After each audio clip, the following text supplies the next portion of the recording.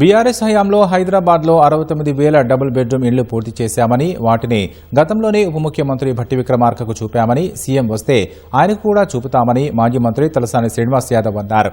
కేసీఆర్ హయాంలో ఒక్కో ఇంటి యూనిట్ ధర 9.5 లక్షల రూపాయలు అని చెప్పారు. ఇప్పుడు ఇందిరమ్మ ఇళ్లకు 6 లక్షలు కట్టాలని ప్రభుత్వం అంటోందని, దరఖాస్తుకు 10,000 రూపాయలు ఇవ్వాలని అంటున్నారని తెలిపారు.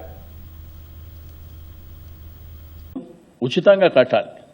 మీరేమో 5 లక్షలు ఇస్తారు, 6 లక్షల రూపాయలు వాళ్ళు కట్టుకోవాలంట, 10,000 రూపాయలేమో అప్లికేషన్ ఫామ్. ఒకవేళ నీకు శాంక్షన్ కాకపోతే తిరిగి ఇస్తుందంట ప్రభుత్వం. సమైక్య ఆంధ్రప్రదేశ్ రాష్ట్రంలో ఇదే స్కీమ్ పెట్టి ఆ కట్టిన 10,000 ఇంకా మీ ప్రభుత్వం దగ్గరనే ఉన్నాయి, ఇంకా తిరిగి ఇయ్యలే. వాళ్ళు తిరిగి అలసిపోయి శాపనార్థాలు పెట్టి మానుకున్నటువంటిది మర్చిపోయారు మీరు.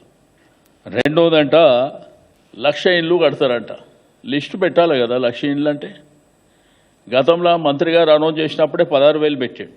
హైదరాబాద్లో స్థలాలు లేక ఉన్న స్థలాలలో కట్టినాం. నేను చెప్పింది ఎక్కడైతే స్థలాలు అవైలబుల్ ఉన్నాయో అక్కడ కట్టినాం. ఆయన ఏమంటుండంటే ఇల్లు కట్టిన దగ్గర ఎవరు పోతలేరు.